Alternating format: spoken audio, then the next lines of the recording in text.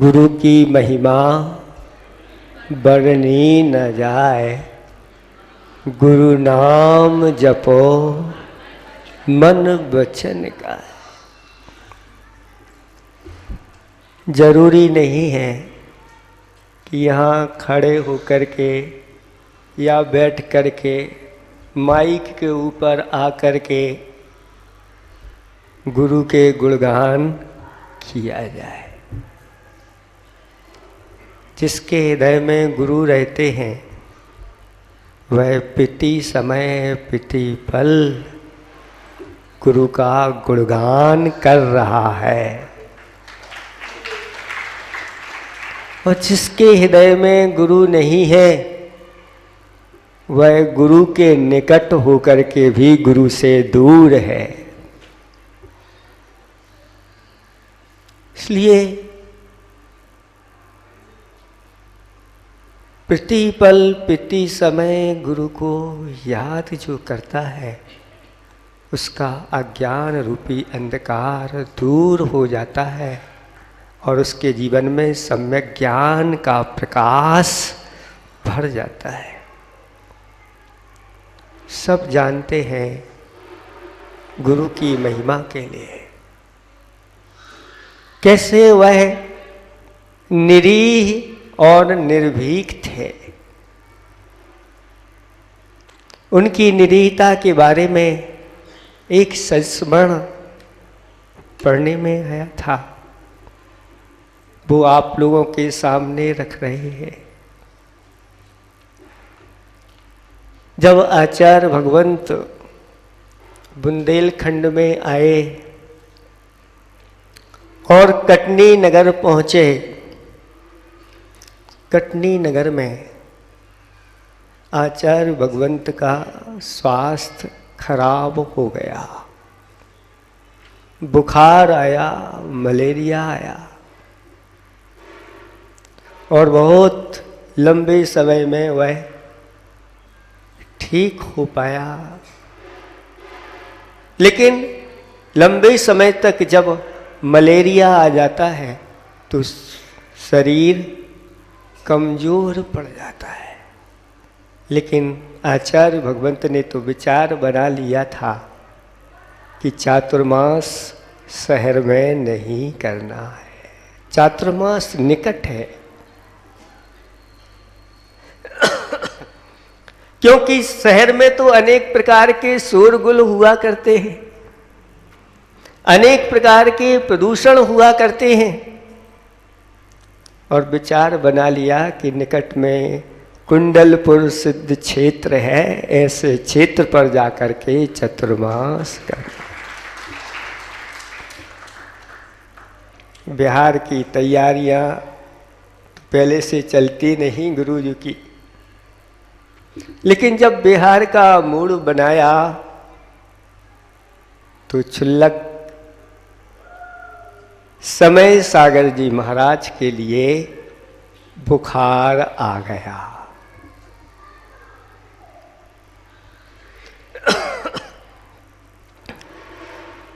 और जब बुखार आ गया तो फिर विचार किया कि अब समय नहीं है और विहार करना है, तो क्षुल्लक युग सागर जी और नियम सागर जी को साथ में लेकर के और क्षुल्लक समय सागर जी को वहीं छोड़ करके बिहार कर दिया और कुंडलपुर पहुंच गए। पहुंचने के बाद पंडित जी ने कहा कि महाराज आप यहाँ चातुर्मास नहीं करिए, वापिस कटनी चलिए, क्योंकि कल रात में एक बहन के लिए यहाँ पर एक बिच्छू ने काट खाया और सांप भी दिखा था।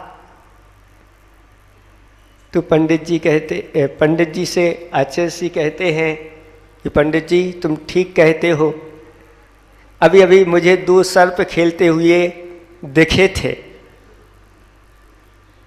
लेकिन यहाँ मुझे चातुर्मास करने में क्या बाधा है? ये तो श्रावक लोग होते हैं जो मोही होते हैं, वो ऐसे स्थानों पर नहीं रुक पाते।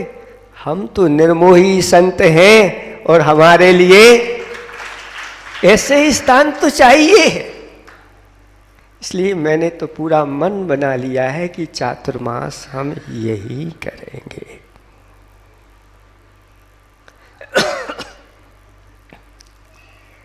हुआ यूं कि वहां से खबर आई। क्या खबर आई? वहां पर जो छुल्लक जी को छोड़ करके आए थे, छुल्लक जी का स्वास्थ्य एकाएक बिगड़ गया और बिगड़ करके उनका जो बीपी था वह लो हो गया। कितना लो हो गया? 85 से घटता घटता और वह 35 तक आ गया। आप लोगों का कभी आया है? कभी सुना नहीं, लेकिन हो गया। सभी चिंतित हो गए, अब क्या होगा? लेकिन फिर भी छुल्लक जी जागृत थे। पंडित जी ने परीक्षा के लिए पूछा कि स्थिति ऐसी हो गई है, ऐसी स्थिति में छुल्लक जी आप क्या करोगे? तो छुल्लक जी कहते हैं, क्या करेंगे? क्या जानते नहीं कि जब ऐसी स्थिति आ जाए तो समाधि मरण किया जाता है। हम समाधि मरण करेंगे। देखो, छुल्लक समय सागर जी की बात बता रहे हैं। उन्होंने कहा हम समाधि मरण करेंगे। क्या आप तैयार हैं? हाँ, मेरी पूरी तैयारी है, मुझे कोई विकल्प नहीं, मैं निर्विकल्प हूं। ना मेरा किसी से राग है, ना किसी से द्वेष भाव है। तब पंडित जी भी कहते हैं, वास्तव में जब छुल्लक महाराज ऐसे हैं तो आचार्य महाराज के बारे में वो तो और उनके पहुंचे हुए। छुल्लक जी ने वहाँ पर पंडित जी के बेटे प्रमोद जी थे और प्रमोद जी से कहा कि प्रमोद जी, मुझे आपके ऊपर पूरा विश्वास है और मेरी स्थिति बहुत डाउन लग रही है। कहीं मैं मूर्छित हो जाऊं तो याद रखना, मुझे अस्पताल में मत भेजना। मैं मूर्छित हो जाऊं तो मुझे नमोकार मंत्र सुनाना और कहीं मुझे भेजना नहीं।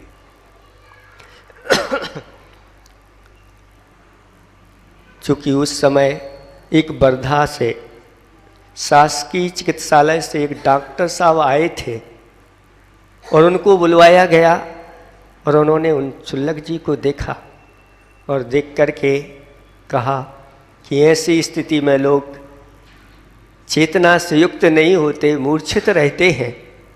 इनकी अंदर की साधना ही ये इनको बुला रही है, बोल रहे हैं।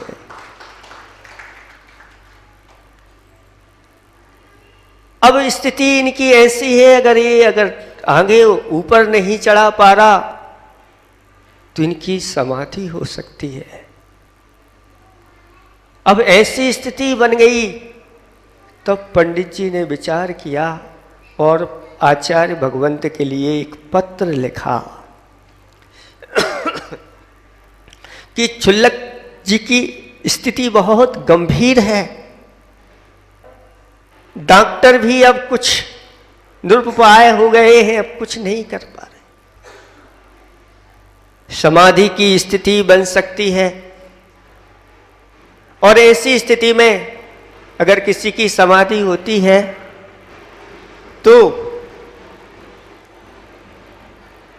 उनकी समाधि करवाने के लिए साधु किसी भी अवस्था में कैसे भी समय आ सकते हैं। इसलिए आचार्य भगवंत आप विहार करके कटनी आ जाए। ऐसा पत्र लिखा और अपने बेटे को दे दिया। बेटा गाड़ी से पहुंचा और अचैसी के पास पहुंच करके, वह स्थिति तो बहुत गंभीर थी, और पहुंच गया और अज्ञान बस कुछ ज़्यादा ही वह बोल गया। कहा कि अचेश्री जी आप जल्दी से चलिए, क्षुल्लक जी की स्थिति बहुत खराब है, और ये पत्र है पिताजी ने दिया है। पत्र अचेश्री ने पढ़ा। पत्र पढ़ करके वह कुछ विचार करने लगे। इधर ही कहता है अचेश्री जल्दी चलिए, अगर आपका स्वास्थ्य ठीक नहीं है तो आप डोली से चलिए, और अगर डोली से नहीं चल रहे हो तो मैं गाड़ी लेकर के आया हूं, आप गाड़ी में बैठिए, अभी चलिए, बाद में आप प्रायश्चित ले लेना। अचेश्री ने जवाब दिया और कहा कि आप डायरेक्ट बोल रहे हो और आपके पिताजी ने इनडायरेक्ट लिखा है, अपनी पंडिताई भाषा में लिखा है। हमने पंडित जी को भी पढ़ लिया है, आपका भी सुन लिया है। पंडित जी से कहना, पंडित जी मैं नहीं आ पाऊंगा, तुम विद्वान हो, अनुभवी हो, और अगर समाधि की स्थिति बनती है तो उनकी समाधि करा देना।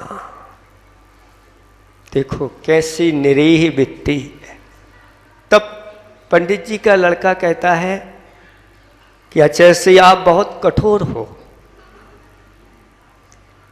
आपके संगस्थ क्षुल्लक जी हैं और आपके गृहस्थ पूर्व जीवन के भाई हैं, और आप ऐसी बातें कर रहे।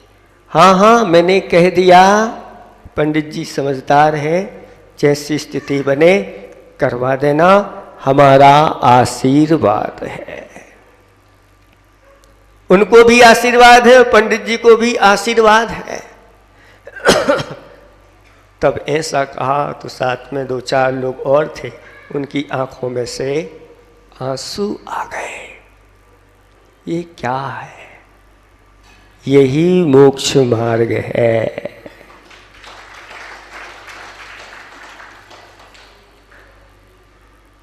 और अचेश्री का आशीर्वाद यहां से गया, बड़े बाबा की कृपा यहां से गई, और वहां कुछ इलाज प्रारंभ हो गया, और उनके दोनों पांवों में, हाथों के नाखूनों में, पैर के नाखूनों में मकरंद ध्वज लगाया गया, और जो अरहर की दाल होती है उसका जो आटा, वह सिका हुआ आटा उनके पूरे शरीर के ऊपर लेप किया गया, लगाया गया, और गुरुदेव का आशीर्वाद और बड़े बाबा की कृपा ऐसी हुई कि उनका बीपी बढ़ करके सामान्य हो गया, और उस खतरे की सब निशानियां खत्म हो गई। तब से आज तक वह ऐसे मुनिराज के रूप में, जब उनकी दीक्षा हुई क्षुल्लक जी की, तो पता है कैसे दीक्षा हुई थी, क्षुल्लक जी को ही पता नहीं, किसी संघ को पता नहीं, वो चतुर्थकालीन दीक्षा हुई थी, देने वालों की और लेने वालों की। रात्रि का समय था, और आचार्य भगवंत ने इशारे से एक क्षुल्लक जी को बुलाया और कहा कि वो 4थे नंबर के क्षुल्लक जी हैं, उनसे कह दो केस लॉन्च करना है। उन्होंने की जब इशारे से किया कि आचार्य महाराज ऐसी ऐसी बात है, केस लॉन्च की कह रहे हैं, तो वो भी विचार करने लगे क्या मैं केस लॉन्च नहीं करता, मुझे तो करना ही है, 1-2 दिन बाद कर लूंगा। ये जो आपकी पाठशाला चल रही है ये भी एक छोटा सा गुरुकुल है। गुरुओं के आशीर्वाद है और आप इस पाठशाला में अपनी संतानों को भेजिए। अगर नहीं भेजते तो फिर आप ही इसके दोष के भागीदार ही बनेंगे। ये छोटे छोटे गुरुकुल पाठशाला के रूप में चल रहे हैं। पाठशाला पढ़ाने वाली ये बहनें आदि तैयार हैं और आप कुछ समय के लिए, आधा घंटे के लिए अगर यहाँ पर भेजते हैं तो बहुत बड़े संस्कार उनके अंदर गढ़ते हैं और ये संस्कार अगर उनके बने रहे तो फिर वह बालक कहीं भटक नहीं सकता। और उन्होंने ऐसे गुरुकुल तैयार किए, बड़ी बड़ी प्रतिभा स्थली आदि आदि, और ऐसे गुरुकुल और कुल गुरु बन गए। गुरु नहीं रहे, कुल गुरु बन गए। वचन नहीं, ये क्यों? ये जो वचन नहीं देने का कहा था, किसी को वचन नहीं देना, प्रवचन देना, लेकिन एक बार वह ऐसा कर चुके। उन्होंने जब दिया, कहाँ पर था? किशनगढ़ में पंच कल्याणक होना था और आशीर्वाद दे दिया। अब आशीर्वाद तो दे दिया लेकिन आचार्य भगवंत का स्वास्थ्य खराब हो गया। अब कैसे पहुंचे वहां पर? और अब जब स्वास्थ्य खराब है और ऐसी स्थिति में स्वास्थ्य खराब होते भी धर्म चर्चा में कोई कमी नहीं रहती थी। पंडित जी जाते थे आचार्य जी के पास, एक एक दो दो घंटे तक ऐसे अस्वस्थ दशा में भी धर्म की चर्चा करते थे, तत्व की चर्चा करते थे। लोगों ने देखा कि पंडित जी ऐसे में घंटों बैठे रहते हैं। आज पंडित जी को जाने नहीं देना है। और आचार्य भगवंत जिस कमरे में थे, बाहर से लोगों ने बंद करके ताला लगा दिया। ताला लगाने के बाद निर्विकल्प हो गए, वो तो मंदिर में बैठ गए। कुछ देर बाद ऐसी खबर आई कि आचार्य भगवंत का विहार हो गया है। उनके कान में पहुंची कि विहार हो गया। अरे कैसी बातें करते हैं, हम ताला लगा के आए हैं, चाबी हमारे पास है, आप कह रहे विहार हो गया। चलो देखते हैं। देखो ताला लगा है। ताला खोला और खोल करके देखा तो आचार्य भगवंत कमरे में नहीं थे, उनका तो विहार हो गया था। कैसे विहार हो गया? ताला लगा है। अरे दरवाजा वाली बंद है, खिड़की तो खुली थी। पीछे की खिड़की खुली थी, आचार्य भगवंत पीछे से निकल गए। ऐसे सबको देखते रहते हैं और गुरुदेव का विहार हो जाता है। ऐसे महान आचार्य भगवंत हम लोगों के लिए मिले हैं। उनके गुणगान हम निरंतर गाते रहें, इन्हीं भावना के साथ अहिंसा परमो धर्म की।